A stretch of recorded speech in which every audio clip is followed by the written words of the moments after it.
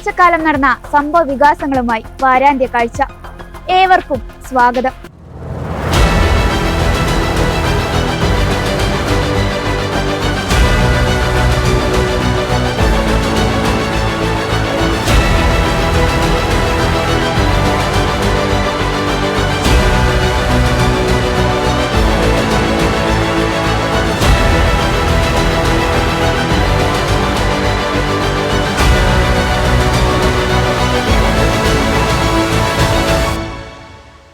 കാത്തിരിപ്പിന് ശേഷം 56 വർഷം മുമ്പ് വിമാനാപകടത്തിൽ മരിച്ച മലയാളി സൈനികൻ തോമസ് ചെറിയാന്റെ മൃതദേഹം മഞ്ഞുമലകൾക്കിടയിൽ നിന്ന് കണ്ടെടുത്ത നിർണായക നിമിഷങ്ങളായിരുന്നു കഴിഞ്ഞ ആഴ്ച.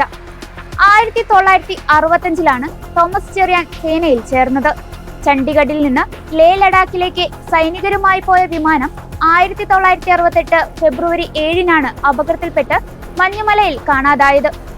ആർമിയിൽ ക്രാഫ്റ്റ്സ്മാനായ തോമസ് ചെറിയാനെ 22 വയസ്സുള്ളപ്പോഴാണ് സംഭവം നടക്കുന്നത്.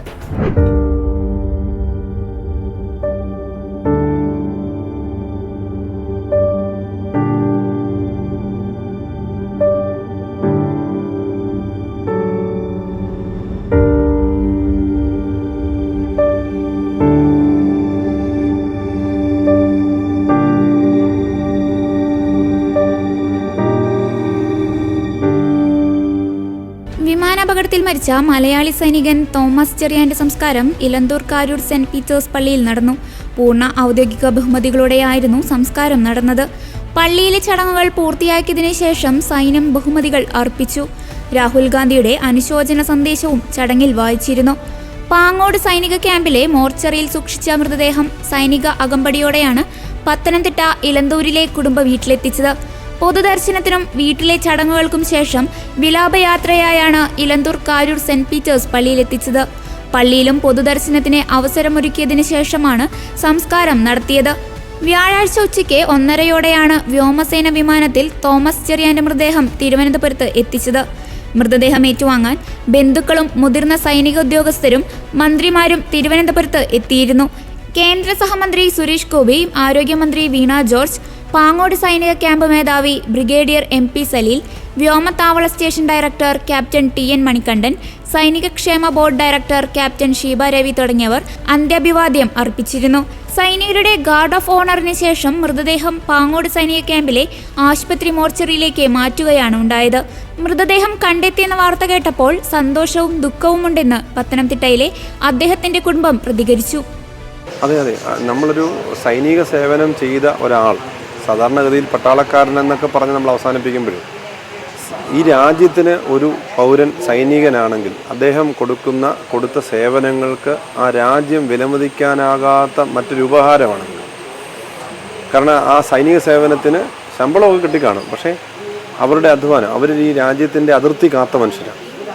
അപ്പോൾ ആ അതിർത്തി കാത്ത മനുഷ്യരെ ഇത്രയും കാലവും തെരഞ്ഞുകൊണ്ട് നടന്ന് അത് കണ്ടെത്തുന്നത് ഈ സൈന്യവും ഈ ഗവൺമെൻറ് രാജ്യവും, ഈ നമ്മുടെ ലോക ചരിത്രത്തിൽ ചിലപ്പോൾ ഇത്രയും പഴക്കമുള്ള തെരച്ചിൽ കാണത്തില്ല. അപ്പോൾ അതിന് കാണിക്കുന്ന ആ ഒരു മനസ്സ്, അത് തീർച്ചയായിട്ടും നമുക്ക് സല്യൂട്ട് ചെയ്യാനേ പറ്റത്തുള്ളൂ. അത് ആ സംവിധാനത്തിന് മുമ്പിൽ അതൊരു നമ്മൾ ഈ രാജ്യം മുഴുവൻ, ലോകം മുഴുവനും ഈ വാർത്തകൾ ഉറ്റുനോക്കുകയാണ്. അപ്പോൾ അതുകൊണ്ട് തന്നെ അതിന് പ്രാധാന്യമുണ്ട്.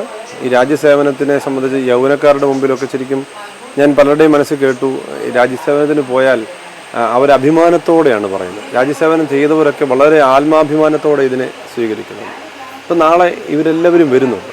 അപ്പോൾ ഇദ്ദേഹത്തെ അറിയുന്നവരല്ലേ വരുന്നത്. ഈ രാജ്യത്തെ സേവനം ചെയ്ത ഒരു മഹത് വ്യക്തി, അദ്ദേഹത്തിൻ്റെ ധീര രക്തസാക്ഷിത്വം കഴിഞ്ഞ് 56 വർഷങ്ങൾക്ക് ശേഷം വരുമ്പോൾ പ്രണാമം ചെയ്യാനായിട്ടാണ് നാളെ എലന്തൂരിലേക്ക് ഈ ജനങ്ങളെല്ലാം എത്തുന്നതെന്നാണ് എൻ്റെ വിശ്വാസം. ഈ കുടുംബത്തിൽ ഞാനിവിടുന്നാണ് കല്യാണം കഴിച്ചത്. എൻ്റെ ഭാര്യാപിതാവ് സൈനികനായിരുന്നു, പെൻഷനായി. അദ്ദേഹത്തിൻ്റെ അനുജനാണ് ഇപ്പോൾ മരിച്ചു പോയത്. അദ്ദേഹം സൈനികനായിരുന്നു. എൻ്റെ പിതാവ് സൈനികനായിരുന്നു.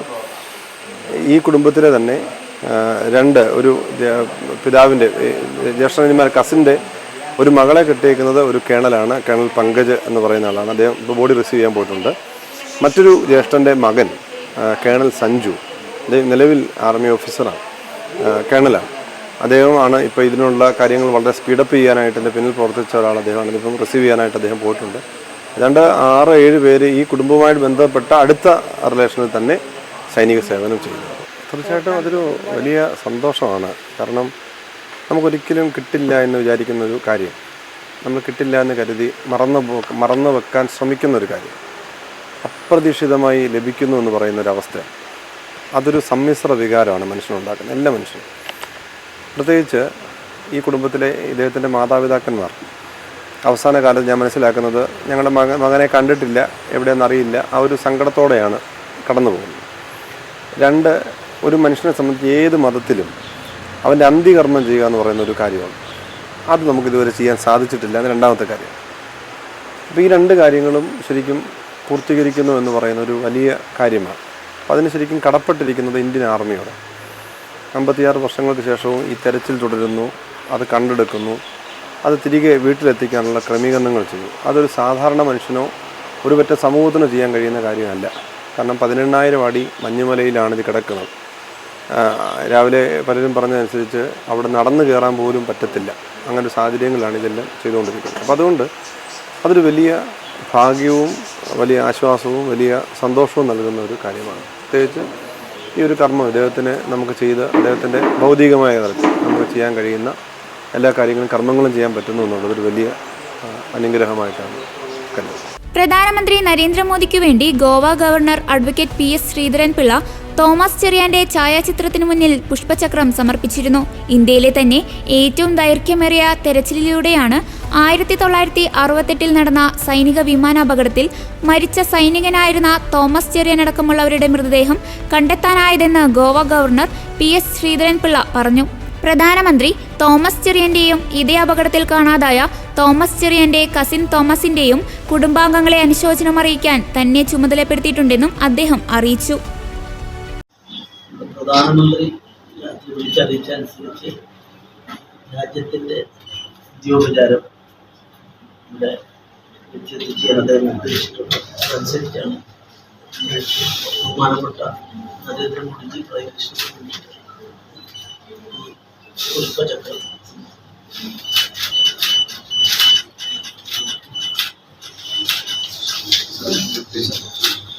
5 വർഷത്തിനിടെ മലപ്പുറത്ത് കോടികളുടെ ഹവാല പണവും സ്വർണവും പോലീസ് പിടികൂടിയെന്ന മുഖ്യമന്ത്രിയുടെ ദി ഹിന്ദു ദിനപത്രത്തിലെ അഭിമുഖമാണ് കഴിഞ്ഞ ആഴ്ച കേരളത്തിൽ നടന്ന നാടകീയ സംഭവങ്ങൾക്ക് വഴി തുറന്നത്.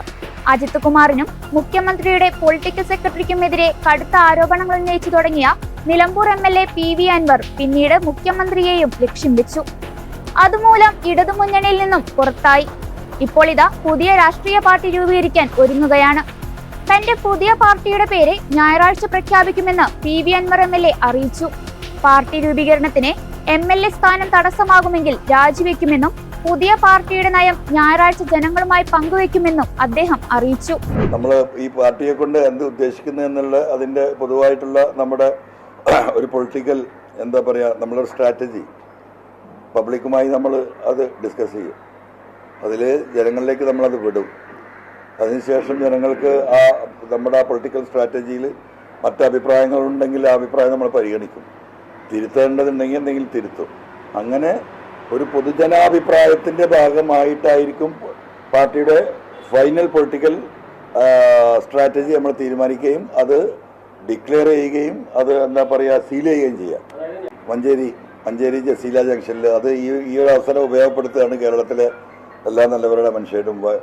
6-ാം തീയതി ഈ വരുന്ന സൺഡേ വൈകുന്നേരം 6 മണിക്ക് മഞ്ചേരി ടൗണിൽ ജസീല ജംഗ്ഷനിൽ ബൈപ്പാസിലുള്ള വലിയ പ്രത്യേകം സജ്ജമാക്കിയ മൈതാനത്തിലാണ് എല്ലാ ജനാധിപത്യ മതേതര വിശ്വാസികളും ഈ വിഷയങ്ങൾ മനസ്സിലാക്കിയിട്ട് ഇന്ന് ഈ സമൂഹത്തിൽ നടക്കുന്ന പോലീസിൻ്റെ ഈ ഗുണ്ടായിസം, പൊളിറ്റിക്കൽ ലീഡേഴ്സിൻ്റെ ഇടയിലുള്ള ഈ നെക്സസ്, നാട് നേരിടുന്ന പൊതുവായ വിഷയങ്ങൾ, ഒരു സമൂഹത്തെ മുഴുവൻ അപരവൽക്കരിക്കുന്ന മുഖ്യമന്ത്രിയുടെ നിർദ്ദേശങ്ങൾ, തീരുമാനങ്ങൾ, അദ്ദേഹത്തിൻ്റെ സ്റ്റേറ്റ്മെൻറ്റ് തുടങ്ങി താമർ ജിഫ്രി വിഷയം വരെയുള്ള വിഷയങ്ങൾ ഒന്ന് നമ്മളവിടെ പ്രതിപാദിക്കപ്പെടും. മുഖ്യമന്ത്രിക്കെതിരെ വീണ്ടും വിമർശനവുമായി PV അൻവർ രംഗത്തെത്തി. ദി ഹിന്ദു ദിനപത്രത്തിന് നൽകിയ അഭിമുഖത്തിലെ പരാമർശങ്ങൾ മലപ്പുറം ജില്ലയെ ക്രിമിനൽ ജില്ലയായി ചിത്രീകരിക്കുവാനാണ് മുഖ്യമന്ത്രി ശ്രമിക്കുന്നതെന്ന് PV അൻവർ കുറ്റപ്പെടുത്തി. കോഴിക്കോട് മുതലക്കുളത്തിൽ മാമി തിരോധന കേസുമായി ബന്ധപ്പെട്ട വിശദീകരണ യോഗത്തിൽ സംസാരിക്കുകയായിരുന്നു അദ്ദേഹം.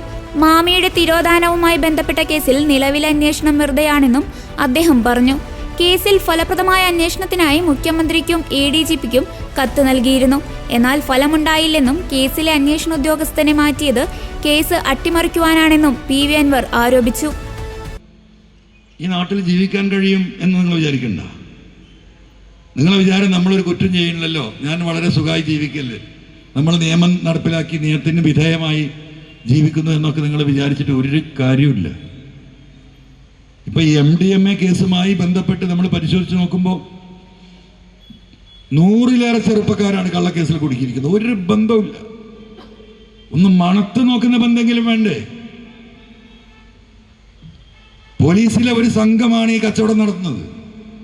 ഇവരാണ് സാധനം കൊണ്ടുവരുന്നത്, ഇവരാണ് ഏജന്റുമാരെ ഏൽപ്പിക്കുന്നത്, ഇതിന്റെ പണം മുടക്കുന്നതും ലാഭമെടുക്കുന്നതും അവർ. എന്നിട്ട് കേസ് വേണം സുജിത് ദാസിന്. അതിനെന്താ പണി? നിരപരാധികളായ ആളുകളെ, ചെറുപ്പക്കാരെ കൊടുക്കുക. 1 ഗ്രാം 2 ഗ്രാം നിയമത്തിന് വിധേയമായി 1 കൊല്ലമോ 1.5 കൊല്ലമോ ശിക്ഷ കിട്ടുന്നതിൽ കൊടുക്കുക. അങ്ങനെ സർക്കാരിന്റെ മുമ്പിൽ, ജനങ്ങളുടെ മുമ്പിൽ, പൊതുസമൂഹത്തിന്റെ മുമ്പിൽ സുജിത് ദാസ് IPS ഏറ്റവും കൂടുതൽ സ്വർണം പിടിച്ചവൻ, ഏറ്റവും കൂടുതൽ MDMA കേസ് പിടിച്ചവൻ, രാഷ്ട്രപതിയുടെ അവാർഡല്ല, യുണൈറ്റഡ് നേഷൻസിന്റെ അവാർഡ് കൊടുക്കേണ്ടവൻ അവന് എന്നാണ് എൻ്റെ അഭിപ്രായം. അത്ര ബുദ്ധിയാ. അപ്പൊ അവിടെയാണ് വിഷയം. ഇതെല്ലാം നടക്കുന്നത് ഈ മലബാറിൽ, പ്രത്യേകിച്ച് മലപ്പുറം ജില്ലയിൽ. ഇന്നെന്താണ് ബഹുമാനപ്പെട്ട മുഖ്യമന്ത്രി പറഞ്ഞത്? എൻ്റെ കയ്യിലുള്ളത് ഹിന്ദു ന്യൂസ് പേപ്പറാണ്, നിങ്ങളെല്ലാവരും കണ്ടിട്ടുണ്ടാവും. ഇതാണ് എന്താണ് headline? CPIM has always stridently opposed RSS and Hindutva forces in Kerala. അദ്ദേഹം പറയാണ് CPM ആണ് ഈ ഹിന്ദുത്വ ഫോഴ്സസിനെ ഇവിടെ ഏറ്റവും കൂടുതൽ ശക്തമായി നേരിട്ടിട്ടുള്ളത്. ഞാനത് പറയാനല്ല, അതിലൊരു വാസ്തവമുണ്ട്, അതിൽ തർക്കമില്ല. പക്ഷെ ഇപ്പോഴത്തെ സ്ഥിതി എന്ത്? അവിടെയാണ് പ്രശ്നം. ഇതിൽ അദ്ദേഹം പറഞ്ഞു വരുന്നത് മലപ്പുറം ജില്ല സംസ്ഥാനത്തെ ഏറ്റവും വലിയ ക്രിമിനൽ സംഘത്തിന്റെ കേന്ദ്രം. ആരോടാ പറയുന്നത്? ഹിന്ദു ന്യൂസ് പേപ്പറിനോട്. എന്താ മാതൃഭൂമി മനോരമയും കേരളത്തിലെ മറ്റു പത്രങ്ങളോട് പറയാത്തത്? ചോദ്യമുണ്ടാകും. ഈ വാർത്ത എങ്ങോട്ടാ പോകുന്നത്? നേരെ ഡൽഹിയിലേക്ക്. ഹൈക്കോടതി അഭിഭാഷകൻ ബൈജു നോയലാണ് മുഖ്യമന്ത്രിക്കും ഹിന്ദു പത്രത്തിനുമെതിരെ പരാതി നൽകിയത്. മതസ്പർദ്ധ വളർത്തുന്ന രീതിയിലുള്ള അഭിമുഖത്തിനെതിരെയാണ് പരാതി നൽകിയത്. എറണാകുളം സിറ്റി പോലീസ് കമ്മീഷണർക്കും CJM കോടതിയിലുമാണ് പരാതി നൽകിയിരിക്കുന്നത്. അതേസമയം PR ഏജൻസി വിവാദം കത്തിപ്പടരുമ്പോഴും ഉരുണ്ടുകളിച്ച് വ്യക്തമായ മറുപടി നൽകാതെ തുടരുകയായിരുന്നു മുഖ്യമന്ത്രി. അഭിമുഖത്തിന് PR ഏജൻസിയുടെ സഹായം തേടിയിട്ടില്ലെന്നാണ് മുഖ്യമന്ത്രി വിശദീകരണം നൽകിയത്. ഹിന്ദു ദിനപത്രം ആവശ്യപ്പെട്ട പ്രകാരം മുൻ MLA TK ദേവകുമാറിന്റെ മകൻ സുബ്രഹ്മണ്യനാണ് അഭിമുഖം ചോദിച്ചതെന്നാണ് മുഖ്യമന്ത്രി പറഞ്ഞത്. മാന്യമായി ഖേദം പ്രകടിപ്പിച്ചതിനാൽ ദി ഹിന്ദു പത്രത്തിനെതിരെ കേസ് കൊടുക്കാനില്ലെന്ന് പറഞ്ഞാണ് മുഖ്യമന്ത്രി ഒഴിഞ്ഞുമാറിയത്. അഭിമുഖം നടന്ന മുറിയിലിരുന്ന വ്യക്തി PR ഏജൻസി പ്രതിനിധിയാണെന്ന് അറിയില്ലെന്നാണ് മുഖ്യമന്ത്രി പറഞ്ഞിരുന്നത്. അവസാനം സർക്കാരിനോ മുഖ്യമന്ത്രിക്കോ ഒരു PR സംഘവുമില്ലെന്നും PR ഏജൻസിക്ക് വേണ്ടി സർക്കാരോ താനോ ഒരു പൈസ പോലും ചെലവഴിച്ചിട്ടില്ലെന്നും മുഖ്യമന്ത്രി വാർത്താ സമ്മേളനത്തിൽ പറഞ്ഞു. ദി ഹിന്ദു പത്രത്തിൽ പ്രസിദ്ധീകരിച്ച വിവാദാഭിമുഖവുമായി ബന്ധപ്പെട്ട ചോദ്യങ്ങളിൽ മാധ്യമങ്ങൾ തമ്മിലുള്ള പോരിനെ തന്നെ ഇടയാക്കരുതെന്നും ഹിന്ദു മാന്യമായ നിലപാടാണ് സ്വീകരിച്ചതെന്നും മുഖ്യമന്ത്രി പറഞ്ഞു. താൻ പറയാത്ത കാര്യങ്ങൾ ഉൾപ്പെടുത്തിയത് ശരിയായിട്ടില്ലെന്ന് അവർ തന്നെ വ്യക്തമാക്കിയിട്ടുണ്ടെന്നും മുഖ്യമന്ത്രി കൂട്ടിച്ചേർത്തു. ഇതിൽ കാണേണ്ടത് ഞാനോ സർക്കാരോ ഒരു PR ഏജൻസിയെയും ചുമതലപ്പെടുത്തിയിട്ടില്ല. നിങ്ങൾ ചിലർ ചോദിക്കുന്നത് എത്ര പൈസയാണ് കൊടുത്തത്? ഒരു പൈസയും ഈ PR ഏജൻസിക്ക് വേണ്ടി ഞാനോ സർക്കാരോ ചെലവഴിച്ചിട്ടുമില്ല. ഇത് ഈ ദേവകുമാറിൻ്റെ മകൻ എന്ന് പറയുന്നത് രാഷ്ട്രീയമായി ചെറുപ്പം മുതലേ ഞങ്ങളുടെ കൂടെ നിൽക്കുന്നൊരു ആളാണ്, കൃത്യമായ രാഷ്ട്രീയ നിലപാടുള്ള ആളാണ്.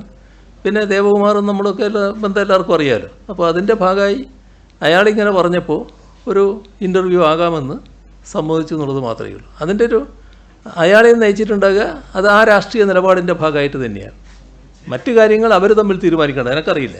ഹിന്ദു ദിനപത്രത്തിലെ അഭിമുഖത്തെക്കുറിച്ചുള്ള വിവാദത്തിൽ മുഖ്യമന്ത്രിയുടെ പ്രതികരണത്തെ പരിഹസിച്ച് കോൺഗ്രസ് പ്രവർത്തക സമിതി അംഗം രമേശ് ചെന്നിത്തലയും രംഗത്തു വന്നിരുന്നു. അഭിമുഖം നടക്കുമ്പോൾ തന്റെ മുറിയിലേക്ക് ആരൊക്കെയോ കടന്നു വന്നു എന്നാണ് മുഖ്യമന്ത്രി പറഞ്ഞത്. പരാമർശം ന്യൂനപക്ഷ വിരുദ്ധമാണെന്നും അൻവറിനോടുള്ള വിരോധം മലപ്പുറം ജില്ലയോട് തീർക്കരുതെന്നും അദ്ദേഹം പറഞ്ഞു. മലപ്പുറം ജില്ലയിൽ കുറ്റകൃത്യങ്ങൾ നടക്കുന്നുണ്ടെന്ന് വരുത്താൻ കൂടുതൽ കേസുകൾ രജിസ്റ്റർ ചെയ്യുന്നതായി മുസ്ലിം ലീഗ് നേരത്തെ ആരോപിച്ചിരുന്നു. ഇക്കാര്യത്തെ ചൊല്ലി അന്നത്തെ SP സുജിത് ദാസിനെതിരായി പ്രതിഷേധ പ്രകടനങ്ങളും നടത്തിയിരുന്നുവെന്നും അദ്ദേഹം പറഞ്ഞു. പബ്ലിക് റിലേഷനെ സംസ്ഥാനത്ത് സംവിധാനമുള്ളപ്പോൾ എന്തിനു വേണ്ടിയാണ് മുഖ്യമന്ത്രി സ്വകാര്യ PR ഏജൻസിയെ വിളിച്ച് അഭിമുഖം നൽകിയതെന്നാണ് രമേശ് ചെന്നിത്തല ചോദിച്ചത്. BJPക്കായി വിവിധ സംസ്ഥാനങ്ങൾ തെരഞ്ഞെടുപ്പിൽ പ്രവർത്തിച്ച PR ഏജൻസി തന്നെയാണ് മുഖ്യമന്ത്രിക്കായും പ്രവർത്തിക്കുന്നത്. കോവിഡിന് ശേഷം PR ഏജൻസി മുഖ്യമന്ത്രിയോടൊപ്പമുണ്ടെന്നും അന്ന് നടത്തിയ വാർത്താ സമ്മേളനങ്ങൾ PR ഏജൻസി പറഞ്ഞിട്ടാണെന്നും ചെന്നിത്തല പറഞ്ഞു. അദ്ദേഹത്തിന് അഭിമുഖങ്ങൾ കൊടുക്കണമെങ്കിൽ പ്രത്യേക സംവിധാനങ്ങളുണ്ട്. ഈ സംവിധാനങ്ങളൊക്കെ നിലനിൽക്കെ ഒരു സ്വകാര്യ ഏജൻസിയെ വിളിച്ച് ഡൽഹിയിൽ ഒരു അഭിമുഖം നടത്തുന്നത് സംഘപരിവാർ ശക്തികളെ സഹായിക്കാൻ വേണ്ടിയാണ്.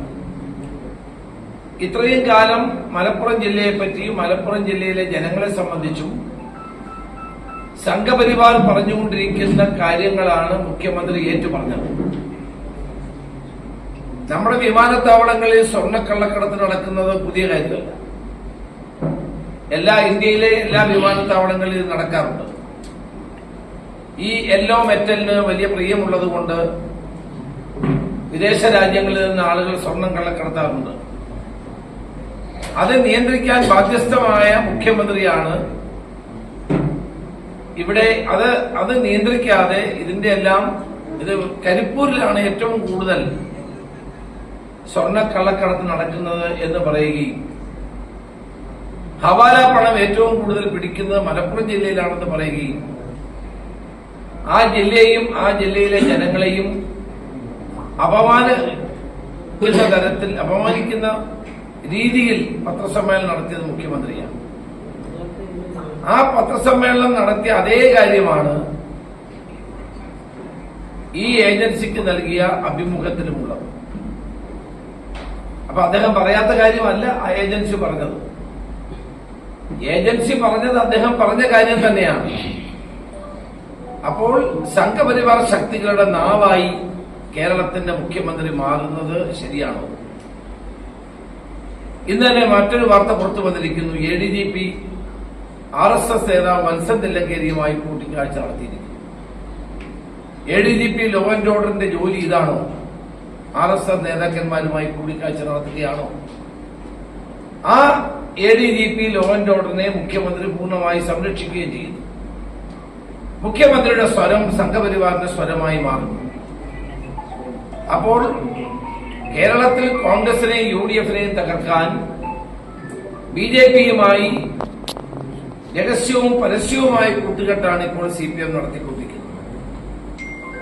കഴിഞ്ഞ നിയമസഭാ തെരഞ്ഞെടുപ്പിൽ 69 സീറ്റുകളിൽ BJPയുടെ വോട്ട് പോയത് CPM-നാണ്. വാസ്തവത്തിൽ തുടർഭരണം BJPയുടെ ഒരു സംഭാവനയാണ്. കാരണം അവർക്ക് കോൺഗ്രസ് മുക്ത ഭാരതമുണ്ടാകും. ദേശീയ മാധ്യമത്തിൽ മുഖ്യമന്ത്രി നൽകിയ അഭിമുഖത്തെ വളച്ചൊടിച്ച് പ്രത്യേക വിഭാഗത്തിന്റെ വിശ്വാസത്തെ PV അൻവർ MLA ദുരുപയോഗം ചെയ്യുകയാണെന്ന് CPIM കേന്ദ്ര കമ്മിറ്റി അംഗം AK ബാലൻ പറഞ്ഞു. മലപ്പുറം ജില്ലയെ മുൻനിർത്തി മോശമായ പ്രചാരണമാണ് അൻവർ നടത്തുന്നതെന്നും അൻവർ ഉയർത്തിയ ആരോപണങ്ങളിൽ ശക്തമായ നടപടി സർക്കാർ സ്വീകരിച്ചിട്ടുണ്ടെന്നും അദ്ദേഹം അറിയിച്ചു.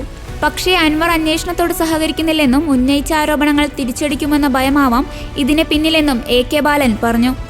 മിസ്റ്റർ അൻവർ ഹിന്ദു പത്രം ചൂണ്ടിക്കാണിച്ചാണ് കേരളത്തിന്റെ സമരാജ്യനായ മുഖ്യമന്ത്രിയുടെ അഭിമുഖത്തെ വക്രീകരിച്ചത്. ഹിന്ദു എന്ന് അദ്ദേഹം നിരവധി പ്രാവശ്യം പറഞ്ഞു. അപ്പോൾ മനസ്സിലുള്ളത് എന്താണ് എന്നുള്ളത് വളരെ വ്യക്തമാണ്.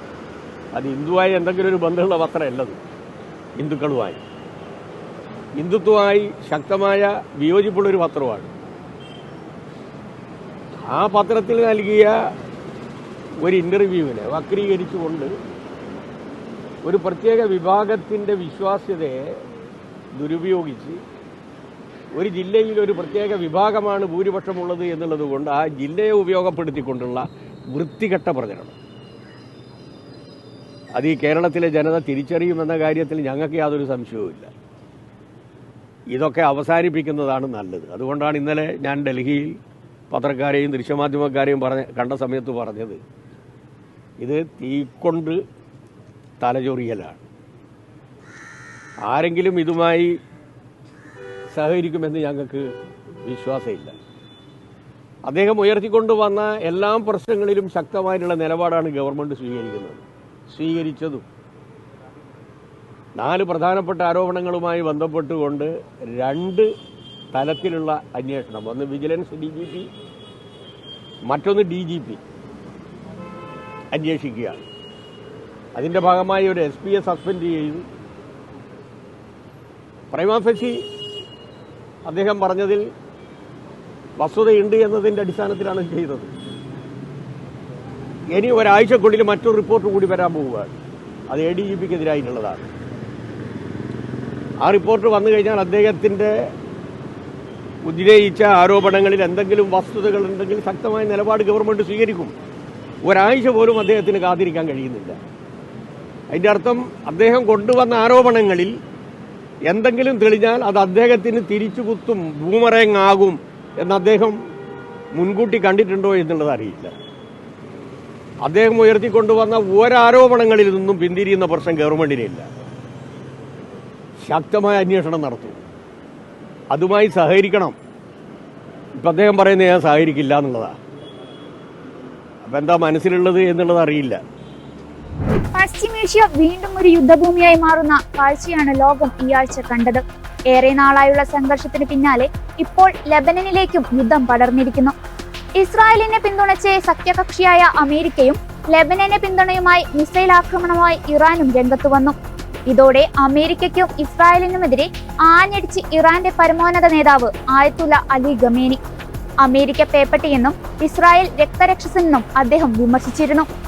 ഇറാൻ ഇസ്രായേലിനെതിരെ നടത്തിയ മിസൈൽ ആക്രമണം പരിമിതമാണെന്നും ശത്രുവിന്റെ ലക്ഷ്യം മുസ്ലിം രാജ്യങ്ങൾ തിരിച്ചറിയണമെന്നും പറഞ്ഞ ആയത്തുല്ല മുസ്ലിം രാജ്യങ്ങളോട് ഒന്നിച്ചു നിൽക്കാനും ആവശ്യപ്പെട്ടിരുന്നു.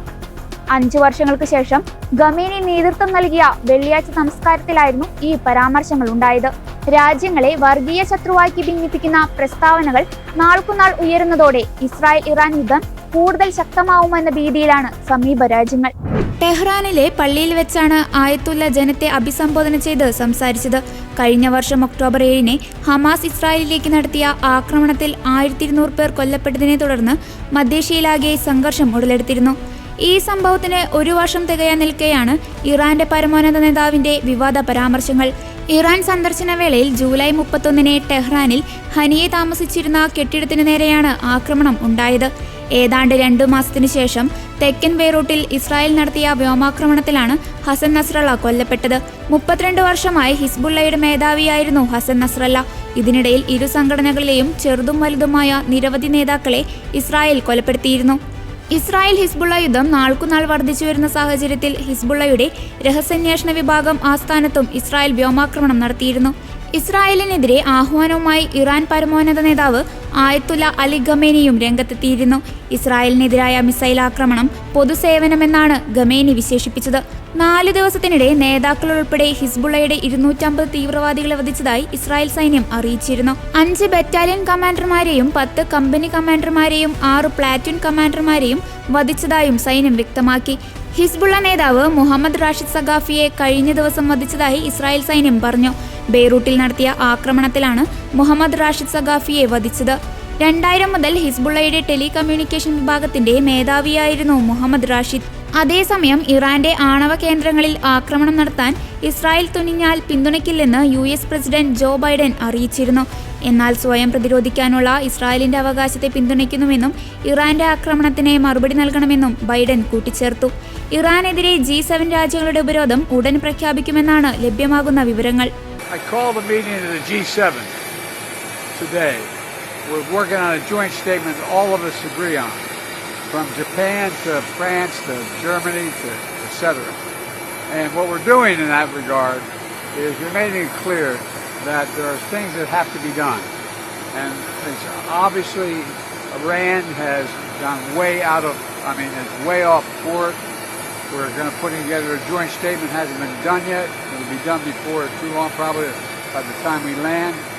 And there's going to be some sanctions imposed on Iran. Sir, do you support an attack on Iran's nuclear sites by Israel? The answer is no. I think there's things we'll be discussing with the Israelis what they're going to do, but all 7 of us agree that they have a right to respond, but they should respond in proportion. ഇതോടുകൂടെ ഈ ആഴ്ചയിലെ വാരാന്ത്യ കാഴ്ച പൂർണ്ണമാകുന്നു. അടുത്ത ആഴ്ച വീണ്ടും കാണാം. നന്ദി.